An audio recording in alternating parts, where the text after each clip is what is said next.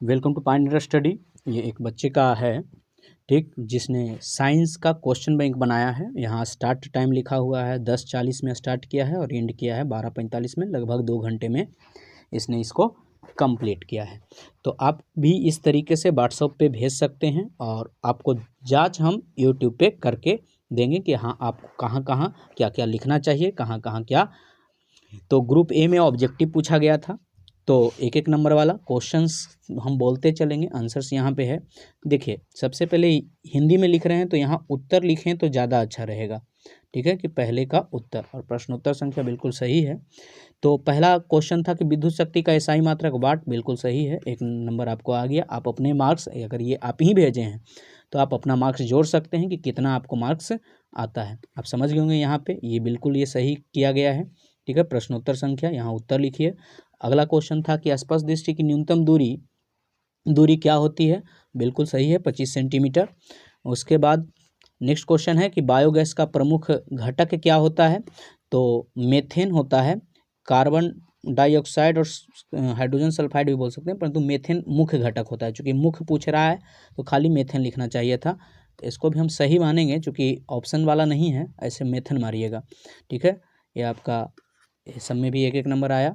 Next है अगला कि चौथा प्रश्न है आपका कि वन संरक्षण का प्रमुख उपाय क्या है। वन की कटाई को रोक दें और वृक्षारोपण करें, तो ये भी आपका बिल्कुल सही है, ठीक है। हाँ, यहाँ पे क्या करें, पूर्ण विराम, चूँकि ये एक वाक्य कंप्लीट हो गया ना, तो इसलिए यहाँ पूर्ण विराम देना चाहिए था, ठीक है।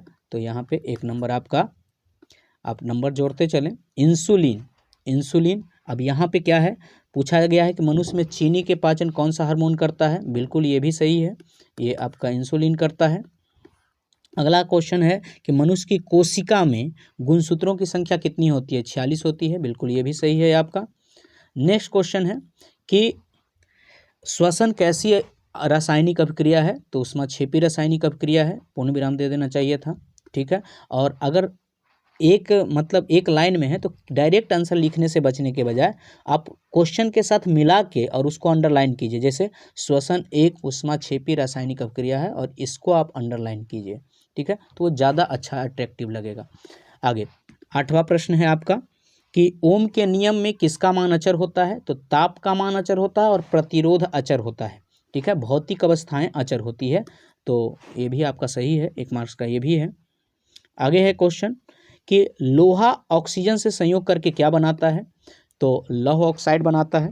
इसका समीकरण दे देते तो और अच्छा रहता, ठीक है, या इसका रासायनिक सूत्र लिख देते Fe2O3 तो और अच्छा रहता।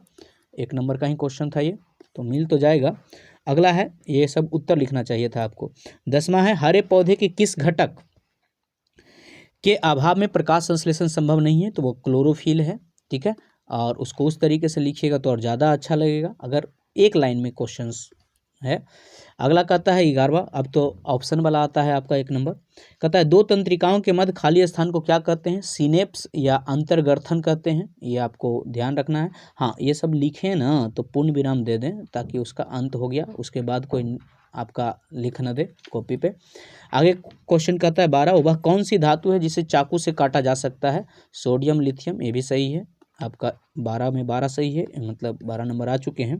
13वां प्रश्न है हीरा किस तत्व का अपरूप है, हीरा कार्बन का अपरूप है, ये भी सही है, तो आपका 13 मार्क्स हो चुके हैं। आगे है कि 14 आवर्त सारणी के प्रथम वर्ग का एक तत्व का नाम लिखें, हाइड्रोजन, ये बिल्कुल सही है, ये भी आपका, ठीक है। नेक्स्ट क्वेश्चन है प्रश्नोत्तर 15, कहता है निम्नलिखित समीकरणों को संतुलित कीजिए, तो संतुलित करके लिखें। देखिए, संतुलित करके लिखना था, और यहाँ पे Fe2 है, यहाँ पे 2Fe दिख रहा है, Al2 O3 ये बिल्कुल संतुलित है। तो ये आपका 1 नंबर का क्वेश्चन था, आपका 15 में 15 मार्क्स आ चुके हैं। अगला है 16वां, विद्युत बल्ब का नामांकन चित्र, जो फिलामेंट होता है तंतु, ठीक है, ये टंगस्टन का होता है, इसको आप लिख सकते हैं, और ये चालक है और ये आपका कुचालक है, यहाँ पे ये दोनों टर्मिनल कहलाता है। बिल्कुल 2 मार्क्स का चित्र था, और आप चाहें तो लिख सकते हैं कि बल्ब वह विद्युतीय यंत्र है जो क्या करता है, जो विद्युत धारा को प्रकाश या ऊष्मा ऊर्जा में परिवर्तित करता है। ये 2 मार्क्स का क्वेश्चन था, 2 मार्क्स मिल जाएगा, चूँकि केवल चित्र ही बनाना था। ठीक है, आगे आपका है 17वां प्रश्न। यहाँ उत्तर देखिए, अभी तक आप आंसर लिख रहे हैं, उसको उत्तर लिखिएगा। कहता है कांच के आयताकार सिल्ली से अपवर्तन के दो किरणों का नामांकन चित्र खींचिए। देखिए अपवर्तन का, तो इन किरणों के नाम आपको यहाँ पे नीचे लिखे हैं, यहाँ पे भी लिख देते, ऐसे नहीं भी लिखे हैं तो ठीक है, यहाँ आसान। हाँ, यहाँ एंगल को आपको इंडिकेट करना चाहिए था कि ये आई है, ये आर है, ये इंडिकेट करना चाहिए था। ठीक है, ये एंगल आपको इंडिकेट करना चाहिए था, ऐसे मिल जाएगा पूरा मार्क्स। ऐसे क्वेश्चनों में नंबर नहीं कटते हैं। ये भी आपका 2 मार्क्स का था, 2 में 2, अच्छा लिखे हैं। ठीक है, आगे प्रश्नोत्तर संख्या 18। हाँ, यहाँ से आपने सही किया है, ये उत्तर लिखे हैं। ठीक है, क्या कह रहा है क्वेश्चन 18 में? कह रहा है जैविक आवर्धन क्या है। इसके 2-3 हिस्से हैं। क्या पारितंत्र के विभिन्न स्तरों पर जैविक आवर्धन का प्रभाव भी भिन्न होता है और क्यों? इसमें 3 हिस्से हैं। देखिए, जब कोई हानिकारक पदार्थ पोषी स्तर में प्रवेश कर जाती है तो अगले पोषी स्तर में उसका 90% अंश जाता है। इसी घटना को जैविक आवर्धन कहते हैं। देखिए, ये आप एक ही हिस्से का, चूंकि क्वेश्चन आपका था जैविक आवर्धन क्या है, तो केवल ये आंसर तो उतना का ही है, और 2 मार्क्स का क्वेश्चन है तो आपको 1 मार्क्स ही मिलेगा, क्योंकि आगे कह रहा था कि क्या पारितंत्र के विभिन्न स्तरों पर जैविक आवर्धन का प्रभाव भिन्न भिन्न होता है, तो आपको बोलना चाहिए था हाँ, जो सबसे अंतिम स्तर होता है उसमें सबसे ज़्यादा रासायनिक पदार्थ संग्रहित हो जाते हैं। ठीक है, क्योंकि वो उसका कोई भी पोषी स्तर उपयोग नहीं करता है, वो रासायनिक पदार्थों को क्या कर देता है, अगले पोषी स्तर में भेज देता है। आगे है आपका प्रश्नोत्तर संख्या 19। ऊर्जा स्रोत के रूप में जीवाश्म ईंधन तथा सूर्य की तुलना करें और अंतर लिखें। ये आपने सही किए हैं, परंतु ये जो 1-2 दिए हैं, इधर देने के बजाय आप इधर लिखते तो ज़्यादा अच्छा रहता। ठीक है, ये इधर पट्टी केवल क्वेश्चन नंबर लिखना है। ठीक है, जीवाश्म ऊर्जा, ऊपर एक हेडिंग बना देते कि जीवाश्म ऊर्जा और सौर ऊर्जा में निम्नलिखित अंतर है, तो ये ज़्यादा अच्छा रहता। इसमें प्रदूषण होता है, यह अनवीकरणीय ऊर्जा स्रोत है, या प्रदूषण रहित है, या नवीकरणीय ऊर्जा स्रोत है। 2 को तो ठीक है, परंतु इसका एग्जाम्पल आपको देना जरूरी था। जीवाश्म ईंधन में दे देते क्या, बायोगैस हो गया। ठीक है, बायोगैस एग्जाम्पल के बगैर जहाँ एग्जाम्पल हो सकती है। सौर ऊर्जा में सौर सेल जो होता है, सौर सेल, उससे जो प्राप्त होती है वो, तो यहाँ 2 नंबर 2 को है तो 2 को दे दिया जा सकता है, परंतु वो उसके ऊपर है, चेक करने वाले के ऊपर। अगर एग्जाम्पल नहीं दिए तो वो हो सकता है 2 नंबर नहीं दे। अगला क्वेश्चन कर रहा है कि ग्लूकोज के ऑक्सीकरण से विभिन्न जीवों में ऊर्जा प्राप्त करने के विभिन्न मार्ग क्या हैं। तो देखिए, ग्लूकोज, पहले यहाँ पे एक चीज़ छूटा हुआ है आपका, वो छूटा हुआ क्या है, वो छूटा हुआ है यहाँ पे आपको कोशिका द्रव लिखना चाहिए था। ठीक है, कि कोशिका द्रव, तो कोशिका द्रव में जो ग्लूकोज होता है 6 कार्बन वाला, वो 3 कार्बन वाले में टूट जाता है, जिसको क्या बोलते हैं, पायरूवेट। और मूल रूप से पायरूवेट का ऑक्सीजन के साथ या ऑक्सीजन के अभाव में ये, तो बाकी सब आपका ठीक है। यहाँ पे कोशिका द्रव छूटा हुआ था। ठीक है, ये मांसपेशियों में होता है, ठीक है, ईस्ट में होता है, ये ठीक है, बाकी सब ठीक है, तो आपका ये 2 नंबर मिल जाएगा। ठीक है, अगला क्वेश्चन कहता है क्वेश्चंस अगला कहता है प्रश्नोत्तर संख्या 21 कि प्रतिस्थापन अभिक्रिया क्या है, उदाहरण देकर समझाइए। देखिए, उदाहरण देकर उस उदाहरण को भी समझाना है। आपने क्या किया है कि उदाहरण तो दे दिए हैं, परंतु उदाहरण को समझाए नहीं है, तो यहाँ पे 1 नंबर काटा जा सकता है, क्योंकि इसमें साफ साफ लिखा हुआ है उदाहरण देकर समझाइए। वैसी अभिक्रिया जिसमें अणु की संरचना में बिना परिवर्तन किए उसका एक परमाणु या परमाणुओं का समूह किसी अन्य परमाणु या समूह द्वारा विस्थापित किया जाता है, तो उसे प्रतिस्थापन, बिल्कुल नहीं, विस्थापित वाला कंडीशंस नहीं है, ये खास तौर पे हाइड्रोकार्बन में होता है, ये वाला ठीक है। यहाँ पे क्लोरीन क्या कर रहा है, इसको हाइड्रोजन को प्रतिस्थापित कर रहा है, तो आपको ये 2 मार्क्स में है। ठीक है, तो 2 मार्क्स ऐसे दे देना चाहिए, परंतु यहाँ पे कह रहा है उदाहरण को भी समझाइए, आपने नहीं समझाए हैं, इसलिए हम इसका आधा मार्क्स काटेंगे। ठीक है, क्योंकि उदाहरण को आपने नहीं समझाए, तो आपको क्या मिलेगा, 1.5 नंबर मिलेगा। आगे बढ़ते हैं, प्रश्नोत्तर संख्या 22। यहाँ पे क्वेश्चंस देखिए क्या कहता है, ये आपका 5 नंबर का क्वेश्चन है। कहता है एसआई मात्रक के साथ विद्युत धारा विभवांतर प्रतिरोध को परिभाषित कीजिए। तो ऐसे कंडीशंस में आपको हेडिंग बनाना चाहिए, ऊपर बनाते तो ज़्यादा अच्छा, या हेडिंग को अंडरलाइन तो जरूर करते। ठीक है, यहाँ पे आपको अंडरलाइनिंग देना चाहिए था। ठीक है, इन हिस्सों में। तो विद्युत धारा किसे कहते हैं, प्रति एकांक समय में आवेश प्रवाह की दर को विद्युत धारा कहते हैं। इसका एसआई मात्रक क्या होता है, एम्पियर होता है। विभवांतर, 2 विभवों के बीच के अंतर को विभवांतर कहते हैं। 2 विभवों के अंतर को, ये थोड़ा सा गड़बड़ है। ठीक है, ठीक, विभवांतर या तो कह सकते हैं इसका मात्रक वोल्ट होता है, ठीक है। प्रतिरोध किसी चालक द्वारा धारा के मार्ग में उत्पन्न की गई रुकावट को प्रतिरोध करते हैं, इसका एसआई मात्रक ओम होता है। संबंध पूछ रहा है तो संबंध जो भी मतलब विद्युत धारा विभवांतर और प्रतिरोध में जो संबंध बताने वाले थे वो ओम थे। तो ओम के नियम के अनुसार यदि किसी चालक तार का ताप नियत है तो प्रवाहित धारा चालक के सिरों के विभवांतर के समानुपाती होता है। बिल्कुल ये सही है, ये संबंध भी सही है। तो आपको लगभग 5 में 5 मिल जाएंगे, ठीक है। ज़्यादा आगे प्रश्नोत्तर संख्या 23। प्रश्नोत्तर संख्या 23 कह रहा है अत्यधिक व्यायाम के दौरान खिलाड़ी के शरीर में क्रैम्प होने लगता है, क्यों? तो अत्यधिक व्यायाम के दौरान मांसपेशियों में O2 का अभाव होने लगता है, जिसके कारण मांसपेशियां से लैक्टिक अम्ल का निर्माण होता है, जिसके कारण खिलाड़ी के शरीर में क्रैम्प उत्पन्न होते हैं। यहाँ क्रैम्प थोड़ा लिखा हुआ है, क्रैम्प उत्पन्न होने लगता है। और जब एड्रीनल हार्मोन, ये वाला चीज़ बिल्कुल सही है चूँकि ये 2 मार्क्स का आपका होगा, ठीक है। ऐसे ये तो ये 2 मार्क्स का है, यहाँ पे इसमें 3 मार्क्स या 2.5 मार्क्स का है, तो दोनों मिला के 5 मार्क्स था। कहता है जब एड्रीनल हार्मोन रुधिर में मिल जाता है तो शरीर में क्या अनुक्रिया होती है? तो इसका क्या हो जाएगा, जब एड्रीनल हार्मोन हमारे रुधिर में मिल जाता है तो शरीर में हृदय की गति बढ़ जाता है तथा रक्त परिसंचरण और श्वसन दर भी बढ़ जाता है। इसे फाइट एंड या फलाई हार्मोन कहते हैं या आपातकालीन हार्मोन कहते हैं, ठीक है। ये ठीक है, ये हार्मोन कहाँ से निकलता है, थोड़ा सा विस्तार करना चाहिए था, तो इसमें 2 ही देंगे, तो 2 2 4 नंबर आपको ये इसमें मिला। ऐसे 5 नंबर का था, 1 नंबर काटा जा सकता है क्योंकि थोड़ा सा लैंग्वेज आपको और करना चाहिए था। 25वां प्रश्न है, 24वां प्रश्न आपका नहीं बनाया हुआ था, ठीक है। 25वां प्रश्न है यदि एक लक्षण ए लैंगिक प्रजनन वाली और समष्टि 10% में पाया जाता है तो बी उसी समष्टि में 90% पाया जाता है, तो कौन सा लक्षण पहले उत्पन्न होगा? तो लक्षण ए पहले उत्पन्न होगा क्योंकि लक्षण बी पहले से ही 90% जीवों में है। लक्षण ए से पहले पीढ़ी में से दूसरी पीढ़ी में कुछ नए लक्षण आएंगे, वातावरण के अनुक्रिया होने पर इसी संख्या में बढ़ जाता है। जैसे ये सिंपल है, जैसे देखिए मालूम चले कि पहले एक ज़्यादा पानी है और ये लाल रंग का पानी है, ठीक है, जिसमें 5 लीटर पानी है, और एक जो है 1 लीटर पानी जो है वो हरे रंग का है। अगर आप देखिएगा लाल ये हरा रंग वाला इसमें मिलेगा, ये तो कम है, ठीक है, तो इसमें किसका प्रभाव दिखेगा? लाल तो पहले ही से है, तो इसमें ये जो कम है ना इसका भी प्रभाव दिखेगा, इसलिए कम मात्रा में जो है उसका प्रभाव जल्दी दिखता है।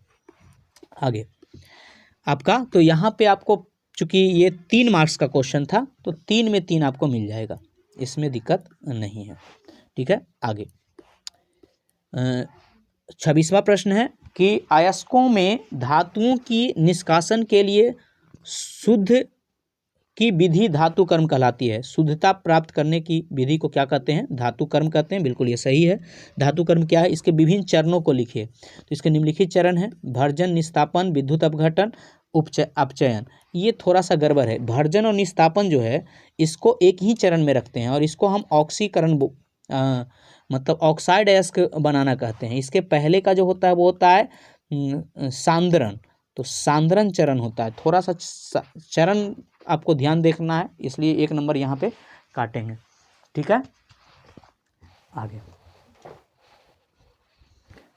अगला देखिए, अगला क्वेश्चन क्या है, इसमें हम 2 नंबर ही दिए हैं। अगला प्रश्नोत्तर संख्या आपका है 27। 27 संख्या में कहता है विरंजक चूर्ण क्या है, इसका रासायनिक सूत्र एवं उपयोग लिखिए। तो कैल्शियम हाइड्रोक्साइड पर क्लोरीन गैस के 40 डिग्री सेल्सियस पे प्रवाहित करने पर इसका निर्माण होता है। देखिए यहाँ पे आपको इसका समीकरण भी दे देना चाहिए था, ठीक है, आपने नहीं दिए हैं और 3 नंबर का है। तो आपको रासायनिक नाम होता है कैल्शियम ऑक्सीक्लोराइड CaOCl2, ठीक है। बाकी उपयोग जल को शुद्ध करने में, बिल्कुल सही है। लगभग चीज़ें आपने अच्छा लिखा है, इसलिए आपको 3 नंबर दे दिया जाता है इसमें, ठीक है, परंतु समीकरण लिखना चाहिए था। प्रश्नोत्तर संख्या 29 कहता है दृष्टि दोष क्या है, यह कितने प्रकार के होते हैं तथा इसका निवारण कैसे होता है। देखिए आँखों को साफ न देखने की क्षमता को दृष्टि दोष कहते हैं। यह मुख्यतः 3 प्रकार के होते हैं। दूरदृष्टि दोष जिसका निवारण उत्तल लेंस से, ये थोड़ा सा गड़बड़ है, नहीं ठीक है, और निकट दृष्टि दोष जिसका निवारण अवतल लेंस से, और जरा दृष्टि दोष जिसका निवारण द्विफोक्सी लेंस से होता है। ये बिल्कुल सही है। 3 को आपने लिख दिए हैं, 3 नंबर आपको यहाँ पे दे दिया जाता है, क्योंकि कारण तो पूछ नहीं रहा था। अगला एक 28वां नंबर का क्वेश्चन जो है, प्रकाश का वर्ण विक्षेपण से आप क्या समझते हैं? इंद्रधनुष की व्याख्या कीजिए। श्वेत प्रकाश का अपने 7 अवयवी रंगों में विभक्त होना प्रकाश का क्या कहलाता है? वर्ण विक्षेपण कहलाता है। इंद्रधनुष क्या है? यह एक प्राकृतिक स्पेक्ट्रम है। वर्षा होने पर पानी की बूंदें प्रिज्म की तरह कार्य करता है, जिससे कि सूर्य का प्रकाश टकराने पर 7 रंगों में विभक्त हो जाता है। यह सदैव सूर्य के विपरीत दिशा में प्रतीत होता है। ये भी बिल्कुल सही आपने लिखे हैं, ठीक है।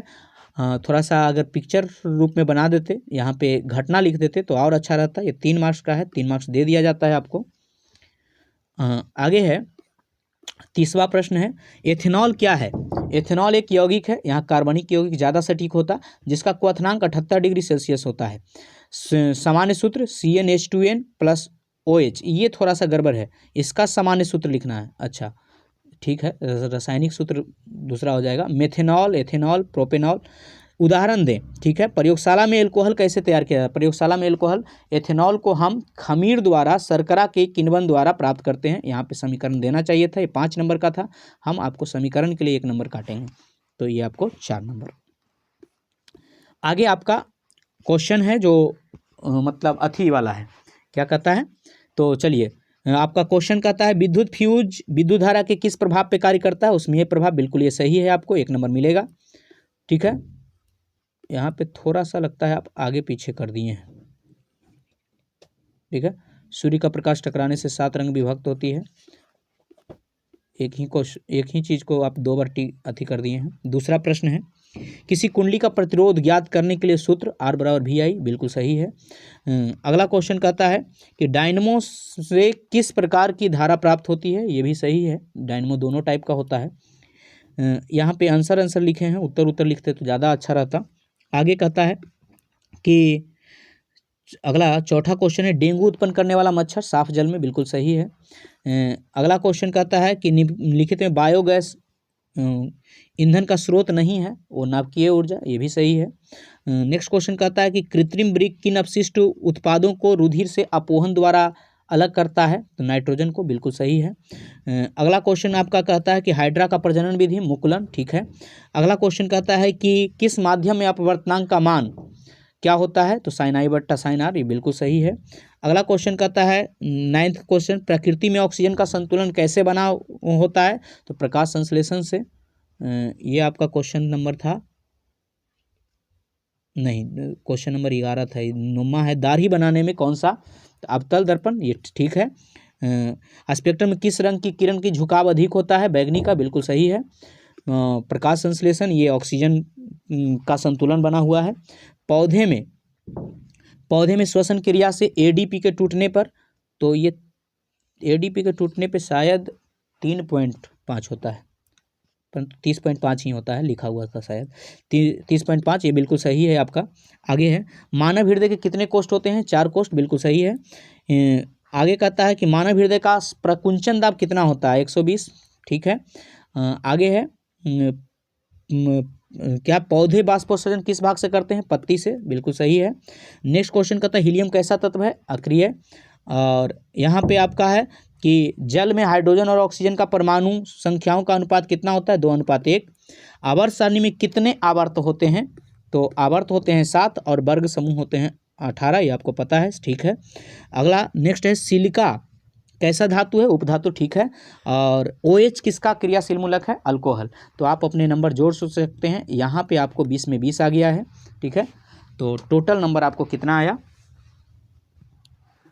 आपको 80 में 72 नंबर के आसपास आया होगा, ठीक है। 72.5 कर सकते हैं, तो 72/80, ठीक है। कहीं कहीं आपका काटा गया है। समीकरणों पे आप ध्यान दीजिए, ये पूरे चेक को करने के बाद आपको समीकरण जो है, जो रासायनिक समीकरण है, उसको आप नहीं लिखते हैं, एग्जाम्पल कहीं कहीं आप छोड़ते हैं। तो जहाँ पे एग्जाम्पल पॉसिबल हो कि दिया जा सकता है, उसको ज़रूर दें। गुड लक, बने रहें। पायनियर ये आपका कॉपी चेक सीरीज है।